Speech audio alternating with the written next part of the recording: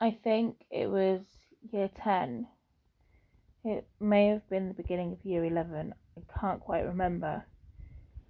But it was one of those years where I seeked attention. I purposely seeked the attention. Some people would say that it was stupid of me, and now I kind of agree. But at the same time, it was my mistake to make. And what I'd done was really silly. I had gone online on my mobile phone. I had joined a website that was for people seeking individuals for partnerships, for sex. I felt that pretending to be somebody else would be better for me than being who I was. I remember having this message from this guy. He was about 28, 29. I was only about 14, 15, so quite young. And I lied to him. I said I was 18. I was living on my own. I had no kids. I was working. It was great. He believed me. I felt fantastic. I felt on top of the world. I was like, thank fuck somebody's actually listening to me. I feel happy. I feel nice. I feel like I'm being loved. And we continued on this relationship. One day he said to me, I'm not far. We should meet up. Now, I didn't look 18. By no means in the flesh did I look 18. I mean, good makeup, great lighting, can make any picture look older. But in the flesh, there was no way I looked 18. And I panicked, and my heart sank. And something inside me made myself respond to his message and go, yeah, that would be great. I'd love to meet up. We can go for coffee. I don't know what the fuck I was thinking. But I was clearly thinking something. What, I have no idea. But I met up with him. He turned out to be a really good guy. We got on so well. We met up a couple of times. And I thought, great, I'm getting away with it. He thinks I'm 18. Everything's going great. Then one day he says to me, should we have some sex? And I froze. I was like, I can't do this. I really can't do this. This isn't right. And I was like, the only thing I could say to him was, I'm not in the mood. Not, I'm only 14, 15. I don't know what the fuck I'm doing. Like, you're 3 times my age. What the fuck? I didn't know what to say. I asked him if he can drop me off at home. And I spent the rest of the evening crying because I felt like I'd fucked things up. We didn't have any contact for a couple of weeks. And then my phone rang. It was his number. His dad rang me off his number and said that he'd had a bit of an accident and he didn't want anything to do with me anymore. But after everything that his son had told him, he'd grown attached to seeing me. How would I feel about meeting up for coffee? Spending some time getting to know each other? Maybe there was something that he could support me with. You know how the story goes. Yet again, I've sat there and I'm like, I can't do this. You're his dad. You're like 3-4 times my age. You're the same age as my own dad, if not a little bit younger. You're old enough to be my dad. What the fuck am I thinking? But yet again, I said, yeah, okay. 14, 15 years old, and I met up with a 45-year-old man. And this man, he seemed to get me. He seemed to understand that I was seeking the attention. I wanted loving. I wanted to feel loved. Not that I wasn't loved, because my parents loved me dearly. But I was seeking love from another man. And I had no idea why. This man, he showed me the world, as you could say. If there was ever anything I wanted, I would just have to say, oh, that's really nice. Oh, how I'd like that. And I'd have it instantly.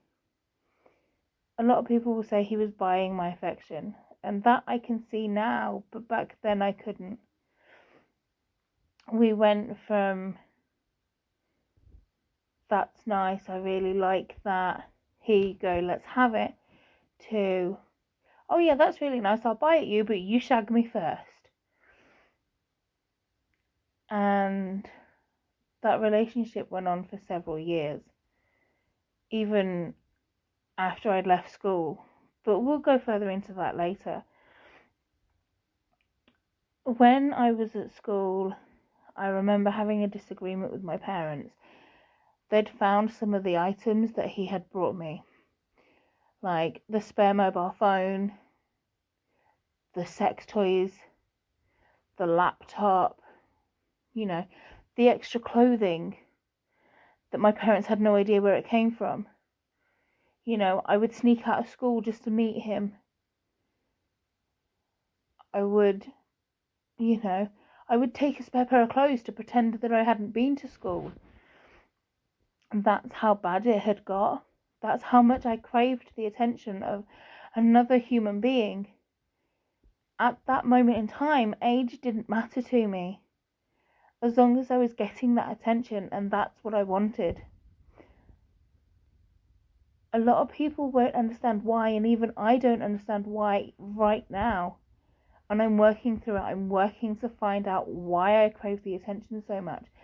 Whether it was to do with anything that I'd gone through as a young child, or whether it was something emotionally in me from a past life. I'm working to find the answers for that. It's not going to be easy by any means, but it's something that needs to be done. Going back to sneaking out of school and things, I remember having an argument with my mum one night, ringing him up and going, I need you to come and get me. Now, he had to drive all the way from Somerset, because that's where he lived. And I said to him, I'm not staying here. I can't stay in the same house as my mum. She doesn't understand what's going on. I love you. I need you to pick me up. I can't stay here. He got in his car. He drove all the way from Somerset. I packed a bag. 2 o'clock in the morning, he turns up, picks me up and takes me back to his. I'm now in a car travelling to Somerset from Kettering with a man 3 times my age that I've met 3 or 4 times, who's brought me things, but yet I know nothing about him. I am shitting myself, really shitting myself, wondering what the fuck I've done. Like, why would you put yourself through all of this? Why would you do it? And the only thing I could ever say to myself was, because I love him. But did I truly love him, or did I love the attention? A lot of people would say it was the attention. But there's that part of me that had that feeling for him. And I see now that it was wrong. I remember very little of that night. Getting to his, spending the next day, pretty much in and out of sleep, to being woken up at 2-3 o'clock in the morning with the police knocking on the door, looking for me, telling me that they're going to take me away, that they're going to bring me back to my parents, that my parents are absolutely terrified, they don't know where I am, they don't know what I'm doing, who I'm with. And I remember waking up and I was completely naked. I couldn't remember what had happened, how I got there. I mean, I remember how I got to Somerset, but I don't remember how I got from his car, spending the day with him, to getting into the bed and being completely naked at 2 o'clock in the morning. When I was brought home, my parents had to come and get me, and the journey home was horrendous. I went and had interviews with the police, where the police decided that it was my fault, that I led him on,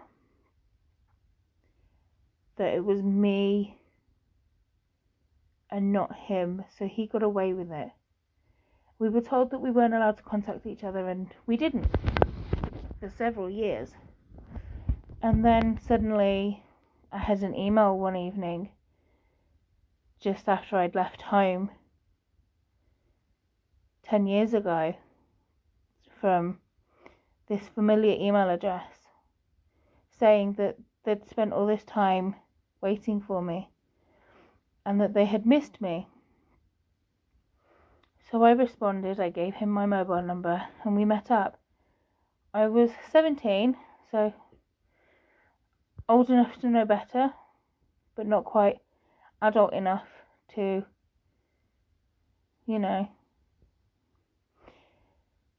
And we met up, and it was almost as if we hadn't even separated. Things were as they had been. If I wanted anything, he'd buy it me. If there was absolutely anything, whether it was the brand new, take for instance, if I wanted the new iMac laptop, I could have that no matter how much it costs. iPhone 11, he'd buy it out straight. Money was never an object. Turns out I was the object. I spent several years trying to get away from this need for the attention, and then he comes back into my life for 18 months. They were the hardest 18 months of my life, because he would buy me whatever I wanted, like I said, but it became a case of, you give me something in return. And if I said no,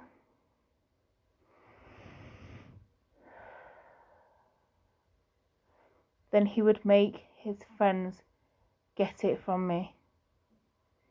I was made to have sex with 3 or 4 people a night sometimes, for his pleasure, so that he could see how much I was enjoying it, how much I loved it, just because I wanted the latest things, or I liked the latest things, and he felt that was what I deserved in return for his kindness. I felt sick. I felt violated. I couldn't say no, I couldn't get out. I felt stuck. The attention that I wanted, I didn't want anymore. I didn't want it. I wanted it to go away. I felt like I shouldn't have had it. I didn't need it in the first place. What was I going through? Why had I done this to myself? I should have listened all those years ago when people said that I was just attention seeking, because I was just attention seeking. That's all it was. I was seeking the attention of somebody that I didn't need. and I didn't feel I could get out. 18 months I stood by him. I stood by the bloke that made me have sex with his friends because I wouldn't give him sex. Who would buy me whatever I wanted, who would spend copious amounts of money for one thing in return. The day I said I didn't love him and I wanted nothing else to do with him, he put me in hospital. And he stood in front of me and he said to me,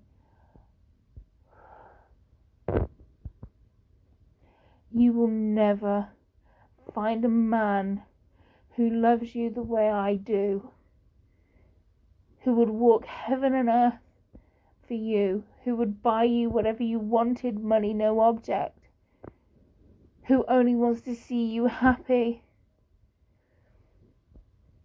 And then he put me in hospital and he told me that if he ever found me again, he wouldn't let me leave this time easily.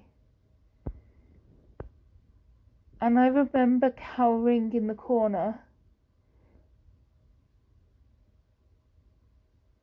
sat in that corner room at the hospital, sat on that bed crying, wondering where my life had gone wrong, what had happened to lead me to needing that attention, what had led me to being where I was now, sat in a hospital bed in a hospital in somewhere I didn't know, with nobody, no family, no friends. I had nothing. I left my family and I'd gone somewhere to be with this man. I'd left my family home to be with a man that meant nothing. And I had nowhere to go. I had nothing to my name.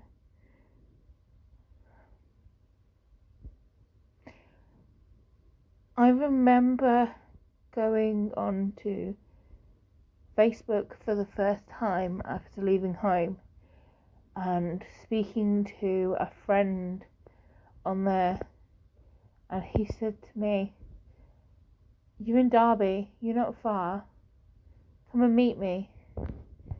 I'll get you a place to stay and we'll work it out from there." That was 10 years ago. 10 years ago, I ended up in a hostel because I was too proud to tell my parents that I'd fucked up. I was too proud to tell them what had happened, that their little girl had got into so much trouble that she didn't know how to get herself out of it.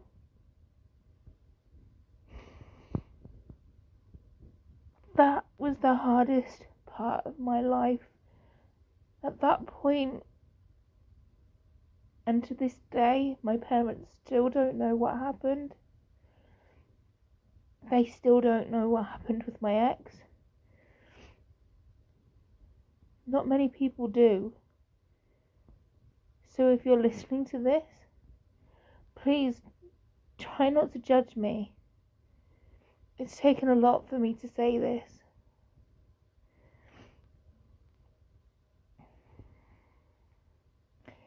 Because 10 years ago, if I hadn't have spoke to that friend and told them how lost I felt, how I felt I had nothing, I didn't know what to do, I didn't know where to go, then I wouldn't have had that room at the hostel. I wouldn't have had that fresh start in life. I wouldn't be where I am today, I don't think. That was a big step in becoming who I am today, was moving on. It took several years after that before I was finally able to say that I had moved on properly. but I'm glad that I'm now able to say that I have. The emotion is still so raw when I talk about it, but that's mainly because I don't talk about it a lot. Maybe it's something I should talk about more. Who knows? But my story is far from over. You've only caught a part of it. Please, stay and listen to the rest of it.